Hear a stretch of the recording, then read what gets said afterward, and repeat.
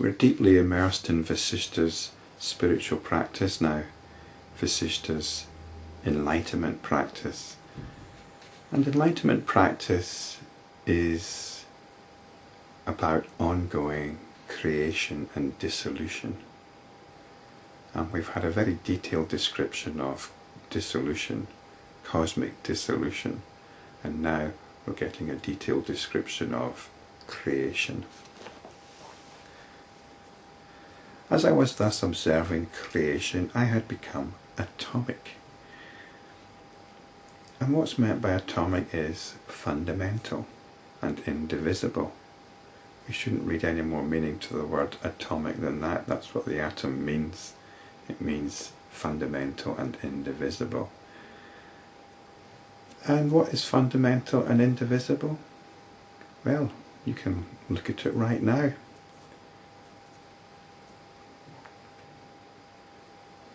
If you're actually attending to this video, then you are using that which is atomic and indivisible.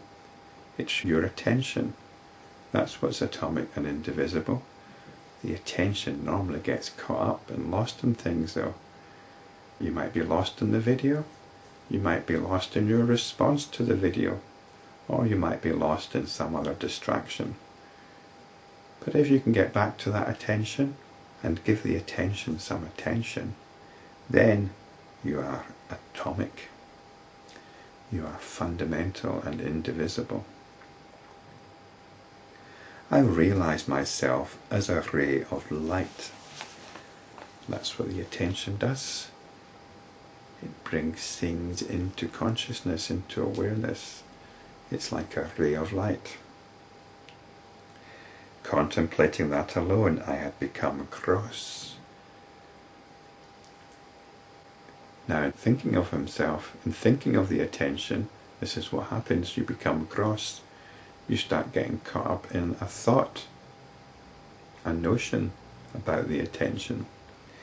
In this grossness, there were the potentialities of sense experiences. This is the seed. I began to see. The organs through which I saw became the eyes. That which I saw became the seen, the object. The fruit of this experience was sight or seeing. When I saw, this became time, duration. The manner in which I saw became the method or order. Wherever I saw became space. By conviction, these became the order of creation. These are the parameters of creation. It's best not to think of this in any physical way. It's all notional. Because we start to identify different types of experiencing, like the seeing and hearing. And then what happens is we associate eyes with seeing and ears with hearing. So this is how sense organs come about. Well, this is how the notion of sense organs coalesces.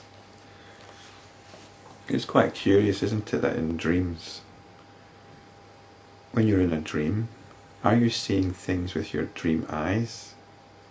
Or are the people in your dream seeing things with their dream eyes?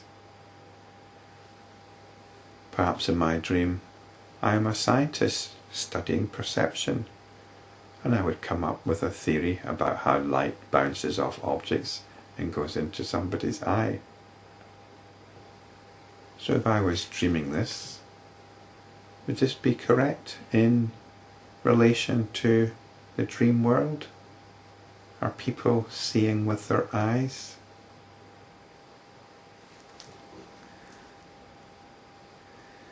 So we have the parameters, we have sense experiences, we have time, because things happen one after the other, so we start to create time, and we create locations because things can happen at the same time. So we say they happen in a different place, different location. This is the natural order.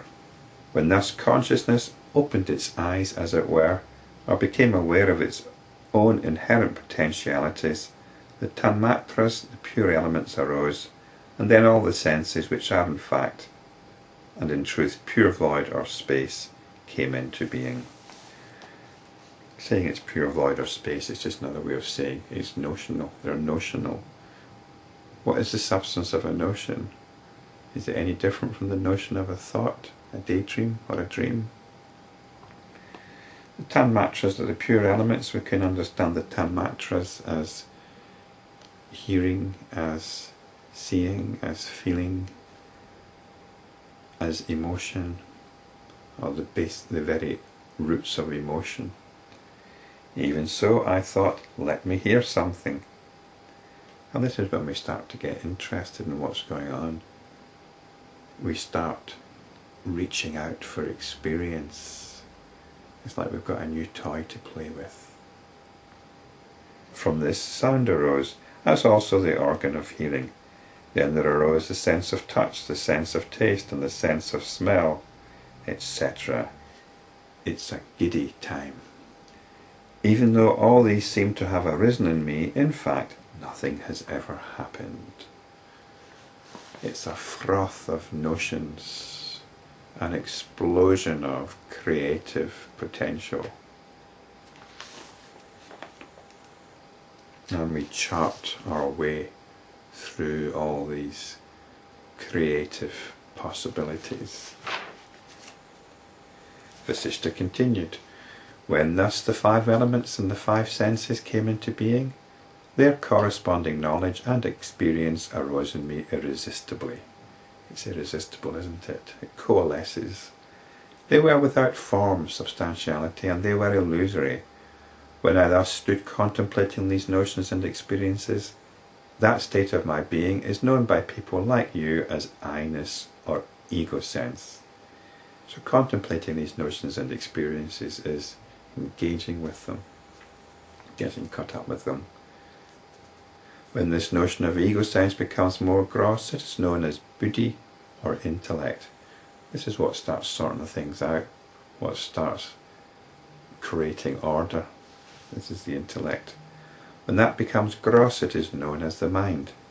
Thus, though I am pure consciousness, I seem to have acquired a subtle body, the ativahika.